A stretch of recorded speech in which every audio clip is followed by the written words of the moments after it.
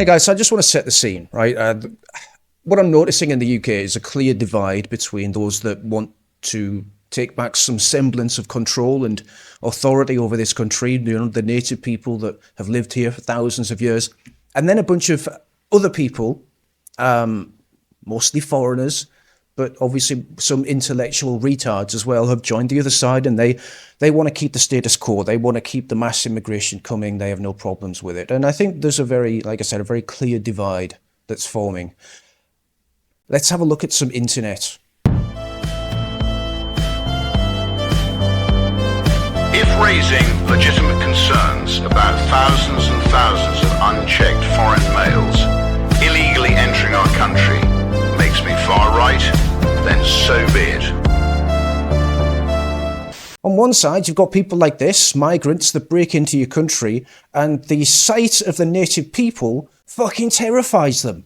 I mean, why you would want to break into a country where the sight of the people of that country elicits this reaction?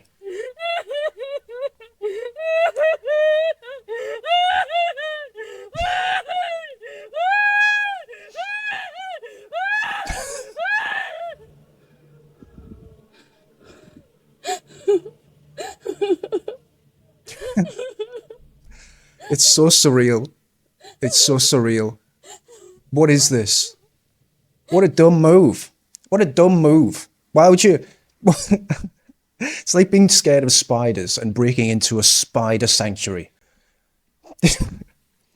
Anyway, the migrants, the ones that come here, the ones that are such a benefit to our country, you know, the ones that sit in hotel rooms and scream and moan at the sight of the English. Well, there's the other ones that have been sexually abusing at least 2 of our children for the entire time that they've been here. Yeah. No, again, I don't think the food just isn't worth this, guys.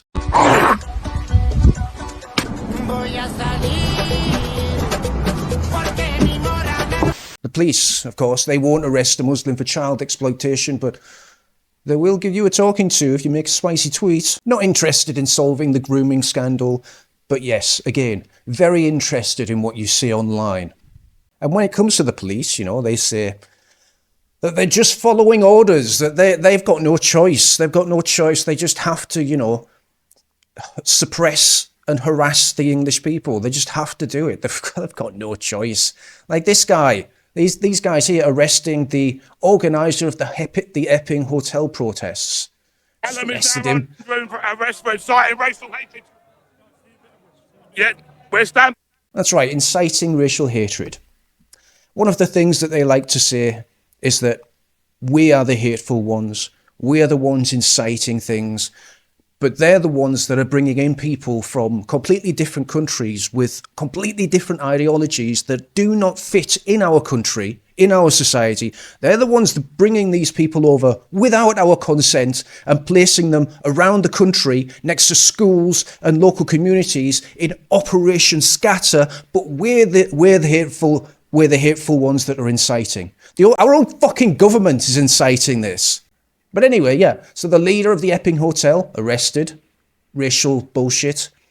Graham Linehan, is it Linehan or Linehan? Linehan. I'll stop saying it now.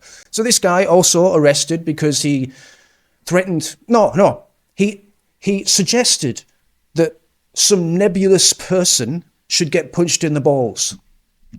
Can't do that. Can't do that. That's inciting violence.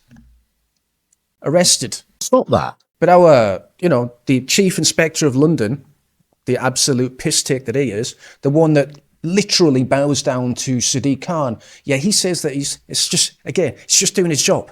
It's just doing its job, guys. Just going to arrest you for nothing. Just doing my job. Just going to smash in your front door. Arrest you in front of your children with them screaming. Just doing my job, guys. Just doing my job. And I don't know what's going on in Germany. Germany's like, again, I don't know what this is, but it's a bit weird. If for people that don't know, this is the AfD, what I assume is a very similar party to Reform UK. It's not going to go right enough, but it's right enough for the establishment to, you know, pin them as the boogeymen, the ones that people really, really shouldn't vote for. I don't know whether it's a trap to actually get the votes or whether it's for real, but this is just like a bit weird. So again, this is the AFD. This office is a complete failure. Instead of attending to their proper task, they spy on the opposition with one goal in mind: to denounce the AFD as an enemy of the Constitution and fabricate a pretext for outlawing our party. Let's be clear, and this is what we want you to know, what we want the world to know what's going on in Germany. Influential politicians in Germany have their mind up on banning the strongest opposition party. That doesn't sound like a communist hellhole. It's strange that Germany's ended up like this. I mean, who'd have thought that electing a rabid communist as your leader for decades would end up like this? That's just weird coincidence. Weird. On banning us the alternative for Germany. They would eliminate a political force which will soon form the government in several East German regions. Furthermore, they want to ban a party and has caught up with and overtaken the Chancellor's party itself.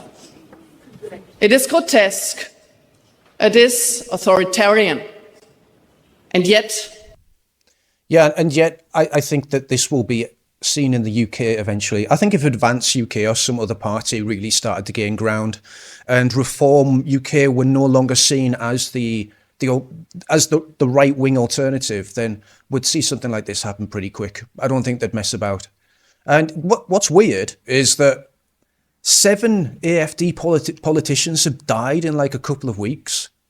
Like they've all just had weird sudden deaths. They're completely natural. One of them had a suicide. One of them had something wrong with his liver or something. But anyway, all natural causes. All of them just died within a couple of weeks of each other. And the reason it's weird is because the odds of that happening are something like 19 sextillion to 1.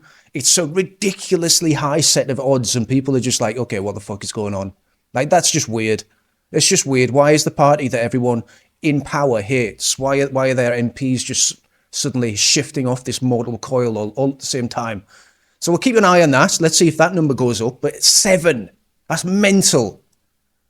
And then you've got people on the other side, again, like it's all about forming sides. Like this woman, most of you guys know who Ash Sarkar is. And the reason that I really can't stand this woman is because she'll lie to your fucking face about how diversity is a strength and how migrants are just poor little victims and we need to colonialism and all the slavery, reparations.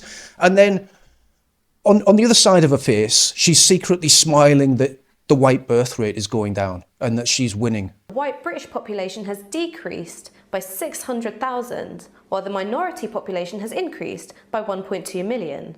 So yes, lads, we're winning. That her side is winning. They're snakes. One of the reasons people feel so upset about asylum hotels is because a lot of the time it's single men in big groups.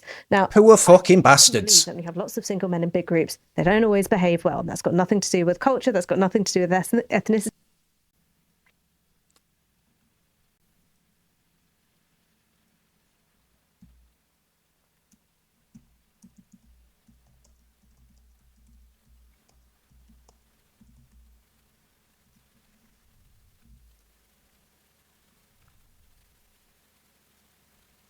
And we are back, ladies and gentlemen. Check this badger out up here. So this is arrest rates in the UK per 1,000 people. And you can see at the top there, British people. So out of 1,000 of us, British national borns, born here, law-abiding citizens, only 12 of us are going to commit an offence, okay? It's only 12, it's not bad, it's livable numbers, innit? However, we're going to jump down the list. Somalians, yeah, we've all seen Captain Phillips, haven't we? We saw how that happened and how that finished, yeah? Them don't integrate well, yeah? They don't live and abide by our standards. All right, there we go. You get my point. So what were you saying, Asaka, that we're all the same? We're all the same? Culture that's got nothing to do with ethnicity. That's a tale as old as time. Well, the statistics are calling you a fat liar. Got nothing to do. Yeah. And actually, if a government should be looking at putting these people to work, as... And this is a different kind of traitor.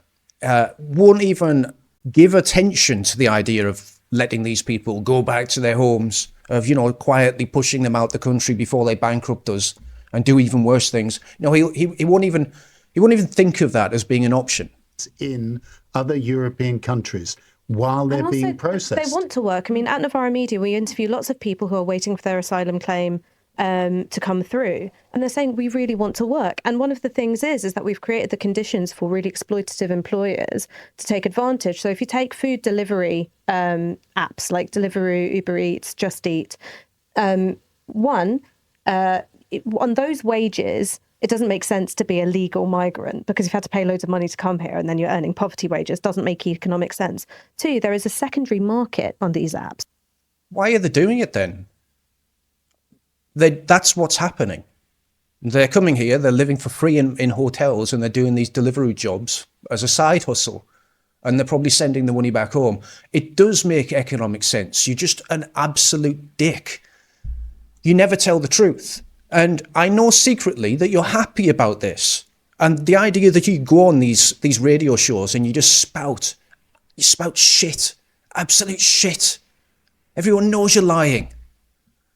And that's the other thing you've got to deal with, guys. You've got to deal with people like this that will lie to your face. They openly want a certain agenda. They've spoken about it, and they'll still sit there and lie to your face about what you can see with your own eyes. Because the migrants that come here, and Hamza Yusuf is a prime example. I think he's Palestinian, right? Yeah, there he is. Well, he's not there, but they're raising the Palestinian flag in Scotland. They've been doing this all over the fucking UK, and I'm sick of it. I'm sick of it. I don't care whether they're at war, whether they've got refugees or whatever. It's just so fucking rude. It is such a sign of disrespect. Today, Scotland raises the Palestinian flag outside of our government building, St Andrew's House, alongside a series of tangible measures announced today. We are showing our solidarity with the people of Gaza. A Palestinian is raising his own flag in Scotland. If that doesn't raise concern for any Scottish person, I don't know what. I don't know what, man. This guy was a leader of your fucking party, of your country, right? Because Hamza's another one that's on camera. He's verified. He hates white people. He's open about it. White. The Lord Justice Clerk, white. Every High Court judge, white. The Lord Advocate, white. That speech that he made in Parliament showed the entire world what his character's like. And he'll still tweet out these bullshit messages that you know is just not true. It's gaslighting you. It's using your own, it's using your own motivation to be a good person against you. Like in the West, we have a high trust society if we're left to our own devices. That high trust society is built from our willingness to trust each other. And that's what he's manipulating. That's what they all manipulate. They manipulate your willingness to trust them. And that's why it's just fucking disgusting. I just don't want people to end up like this, though, when they fall into like black pills, because I don't believe that stuff like this is inevitable, and I don't like it when people say it. Europe will fall in the next 100 years. I don't think the world is overpopulated. I think we're underpopulated. In order for civilization to maintain itself, it must have a fertility rate of 2.11 kids per woman. Historically, no culture has ever reversed a 1.9 fertility rate, okay, historically. And a rate of 1.3 is mathematically impossible to reverse. Where are we right now in Europe? France, 1.8. England, 1.6. Greece, 1.3. Dead. Germany, 1.3. Dead. Italy, 1.2. Dead. Spain, 1.1. Now, let's do a little calculation here. What is the fertility rate, the Islamic fertility rate in France? 8.1. In large French cities, 45% of children under the age of 20 are Islamic now. At this rate, in 40 years, France could become an Islamic republic. The world as we know it is just changing in a way that I feel is irreversible. And That's the annoying message, right? I don't mind giving out statistics, but I don't like the doomers message that goes with it. Like, it's irreversible. There's nothing you can do. Dead. No, mate. No. You stop aborting babies. That immediately jumps up the birth rate to 2.1. That's replenishment rate. Then you give meaningful financial incentives for large families, and you deport the millions of people that shouldn't be here, which makes society better, makes people want to have more children because they feel safe. That pretty much solves everything. I mean, there's more you can do, but that pretty much does it. So, no, your message is doom as shite. Rupert Law's got it. You know, that's what we need. We need people that just tell the truth. We need MPs that start to get behind this movement of deportation, mass deportations. All of these companies that have been making money bringing them here will then be making money getting rid of them. Good for them, I suppose. But again, when it comes to the digital ID things, guys, it is massive that we stop this. I think it's going to go to the House of Lords soon.